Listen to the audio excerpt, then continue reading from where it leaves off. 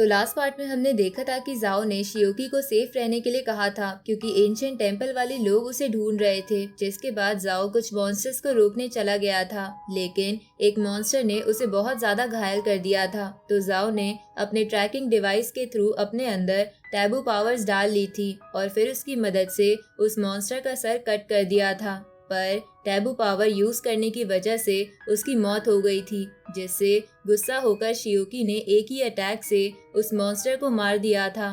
तभी night watchers की team यानी जाओ के साथी आ गए थे। अब आगे तो इस पार्ट की शुरुआत में हम देखते हैं कि शियोकी की आंट घर पर उसका इंतजार कर रही है और दूसरी तरफ शियोकी नाइट वॉचर्स टीम के सीक्रेट ऑफिस में था, जहां नाइट वॉचर्स टीम का रिसर्चर शियोकी से पूछताछ कर रहा था क्योंकि शियोकी ने उन सबसे झूठ बोला था कि उस मॉन्स्टर को जाओ ने मारा था। पर ये बात नाइट वॉचर्स टीम के रिसर्चर को सच नहीं लग रही थी, लेकिन शियोकी उन सबसे कहते हैं कि यही सच है, जाओ ने ही उस मॉन्स्टर को मारा था। इसके बाद नाइट वॉचर्स की टीम शियोकी को ज्वाइन करने को बोलती है। इस पर शियोकी मान जाता है क्योंकि उसने जाओ के मरने के बाद ये वादा किया था कि जाओ का सपना था कि वो दुनिया को बचाए। तो अब शियोकी जाओ की जगह पर 10 साल तक लोगों को बचाएगा। साथ ही नाइट वॉचर्स की सैलरी भी बहुत ज्यादा थी, इसलिए शियोकी की फाइनेंशियल प्रॉब्लम भी इससे ठीक हो सकती थी।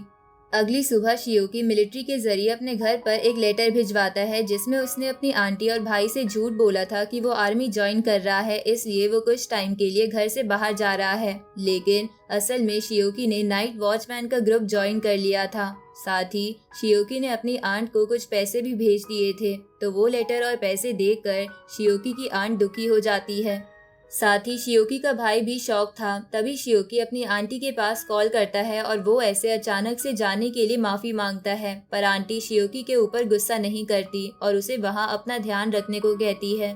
साथ ही शियोकी की आंट उससे कहती है कि जो पैसे उसने भेजे हैं वो उसकी शादी के लिए जमा कर लेगी, पर शियोकी अपनी आंट से बोलता है कि आपको वो पैसे अपने और भाई के ऊपर खर्च करने चाहिए क्योंकि उसे और पैसे हर साल गवर्नमेंट से मिलते रहेंगे।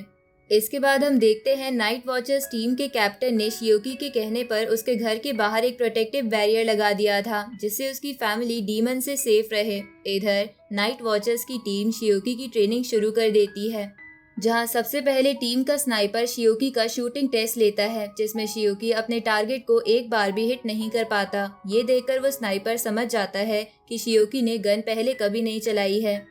जिसके बाद टीम की होंगिंग नाम की लड़की शियोकी की फिजिकल ट्रेनिंग करवाती है, जिसमें भी शियोकी ज्यादा अच्छा परफॉर्म नहीं कर पाता है। रात में वो रिसर्चर शियोकी को समझाता है कि उसके पास किंग ऑफ गॉड मिशेल की पावर्स है, इसलिए बहुत से लोग उसे पकड़ने की कोशिश करेंगे जिससे दुनिया खतरे में पड़ सकती है। इसलिए शियोकी को जल्द से जल्द अपनी पावर्स के बारे में जानना होगा। इसके बाद उस टीम की छोटी लड़की जियाओ शियोकी को वर्चुअल वर्ल्ड में लेकर जाती है, जहां वो उसे बताती है कि हमारे पास एक स्पेशल सॉफ्टवेयर है जिससे पता चल जाता है कि कोई पर्सन किस लेवल पर है। इसके बाद वो शियोकी का लेवल टेस्ट करती है, जो कि लेवल 1 वेसल लेवल था। साथ ही वो शियोकी को बताती है कि 6 कल्टीवेशन लेवल्स होते हैं, जिसमें क्लैन लेवल सबसे पावरफुल होता है। तो ये सब जानकर शियोकी अगले दिन रिसर्चर से पूछता है कि क्या कोई अब तक क्लेन लेवल पर पहुंचा है। इस पर वो रिसर्चर बताता है कि अब तक टोटल 5 लोग क्लेन लेवल पर पहुंचे हैं, जिनमें से एक तो नाइट वॉचर्स का कमांडर है, पर बाकी 4 लोग कहाँ हैं ये किसी को नहीं पता।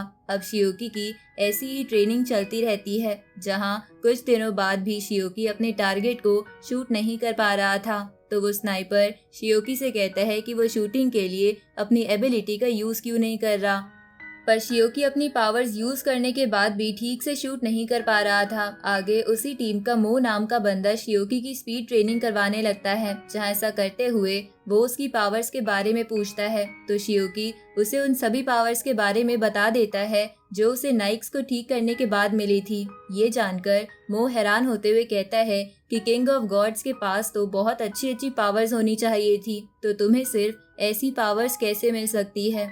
तभी वो शियोकी की तरफ देखता है जो स्पीड ट्रेनिंग में भी अच्छा परफॉर्म नहीं कर पा रहा था। रात को शियोकी रिसर्चर से पूछता है कि किंग ऑफ गॉड मिशेल के पास कौन कौन सी पावर्स थी। इस पर वो रिसर्चर बताता है कि हमें मिशेल की पावर्स के बारे में ज्यादा नहीं पता है, बट हमारी एक ओल्ड साइंटिस्ट की बुक में मिशेल की पावर्स के सेक्शन में बस चमत्कार लिखा है, पर किसी को उसका मतलब नहीं पता।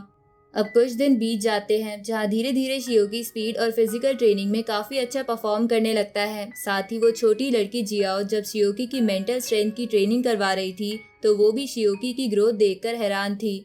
पर जब शियोकी शूटिंग क्लास के लिए जाता है तो वो स्नाइपर शियोकी को एक राइफल देता है और उसे कहता है कि इससे एक चींटी को भी मारा जा सकता है, पर शियोकी उसे भी अपने टारगेट को हिट नहीं कर पाता। ये देखकर वो स्नाइपर समझ जाता है कि शियोकी गन्स के लिए नहीं बना है। अगली रात को वो रिसर्चर शियोकी से कहता है कि तुम्हारी ट्रेनिंग काफी अच्छी चल रही है और तुम्हारी प्रोग्रेस देखकर लग रहा है कि हमें तुमको और अच्छे से प्रोटेक्ट करना होगा ताकि तुम एंशिएंट गॉड चर्च की पकड़ में ना आ जाओ। इस पर शियोकी उससे पूछता है कि असल में ये लोग हैं कौन और मेरे साथ क्या करना चाहते हैं। ये सुनकर वो रिसर्चर कहता है कि वो तुम्हें कंज्यूम करना चाहते हैं। ये सुनकर शियोकी हैरान हो जाता है। तभी वो रिसर्चर शियोकी को बताता है कि ये एंशिएंट गॉड टेम्पल 3 बुरे गॉड्स ने मिलकर बनाया था ताकि वो दुनिया पर कब्जा कर सके और इसके लिए वो टैबू और डिवाइन पावर वाले लोगों को अपनी टीम में शामिल करते हैं। ये सुनकर शियोकी पूछता है कि अगर वो लोग पूरी दुनिया पर कब्जा करना चाहते हैं तो जरूर जहाँ जहाँ फॉग है वहाँ के इंसान भी जिंदा होंगे। इस पर वो रिसर्चर कहता है कि अभी तुम इन बातों पर ध्यान मत दो और बस इतना ध्यान रखो कि वो एंशिएंट चर्च वाले लोग तुम्हें ना पकड़ ले, वरना वो तुम्हें या तो अपनी टीम में शामिल कर लेंगे या मार देंगे।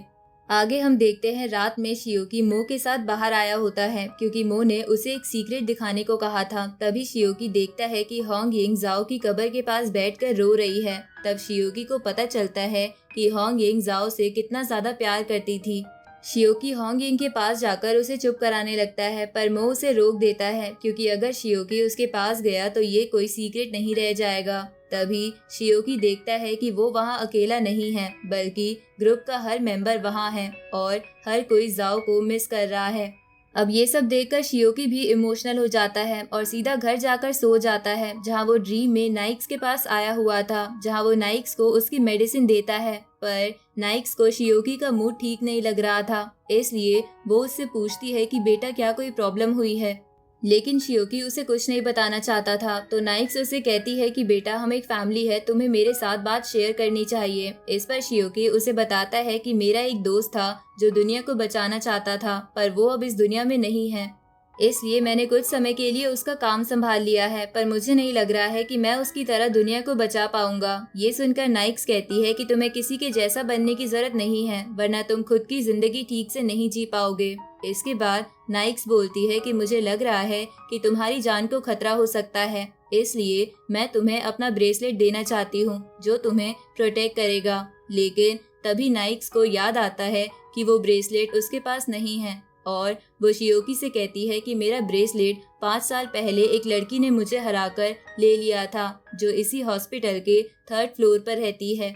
ये सुनकर शियोकी 3rd फ्लोर पर जाने लगता है जहाँ जाते हुए वो सोच रहा था कि कोई आम लड़की कैसे क्वीन ऑफ डार्कनेस को हरा सकती है। अब 3rd फ्लोर पर पहुँचने के बाद शियोकी को एक रूम में एक लेटर मिलता है जिसमें उस लड़की ने शियोकी को लिखा था कि तुम इस हॉस्पिटल के मालिक हो और मैं इस हॉस्पिटल की गेस्ट थी।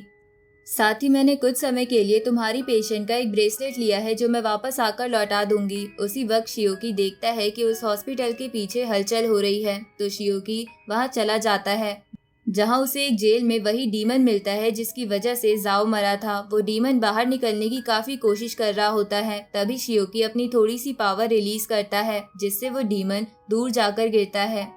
अब शियोकी के सामने एक नोट आता है जिससे उसे पता चलता है कि उसने इस क्रिएचर को मारा था तो शियोकी चाहे तो इस मॉन्स्टर की सोल को खत्म कर सकता है या फिर इसकी फियर वैल्यू 60 से ऊपर करके इसे इस हॉस्पिटल की नर्स बना सकता है, जिसके बाद वो इस हॉस्पिटल की रक्षा भी करेगा। अब शियोकी अपने एक अटैक से उसका हाथ काट देता है और उसका गला पकड़ लेता है। फिर शियोकी उस मॉन्स्टर का माइंड रीड करता है जिससे उसे पता चल गया था कि इस मॉन्स्टर को कुछ खिलाकर इतना स्ट्रॉन्ग बनाया गया था और उसे एंशिएंट चर्च के एक आदमी ने ये चीज खिलाई थी।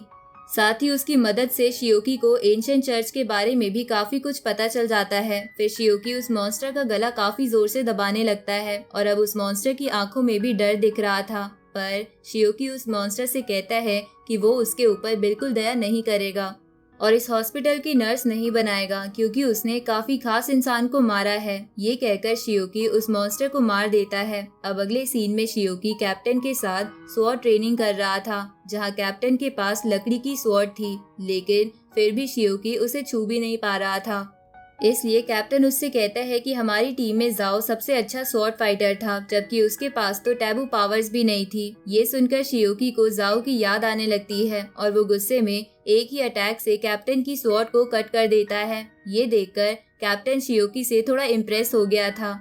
इसके बाद कैप्टन सीरियस होकर शियोकी से फाइट करने लगता है। आगे हम देखते हैं शियोकी जाओ का ट्रैकर और स्वॉर्ड अपने साथ लेकर सो रहा होता है क्योंकि उसे उसकी याद आ रही थी। दूसरी तरफ हम शियोकी के उसी क्लासमेट को देखते हैं जिसने क्लास में आने के लिए शियोकी की मदद की थी, जो अपनी क्लास की एक लड़की को डीमन में बदलते हुए देखकर डर गया था और मदद के लिए वो जल्दी से शियोकी को ही कॉल कर देता है। अब इसी के साथ ये पार्ट यहीं खत्म होता है।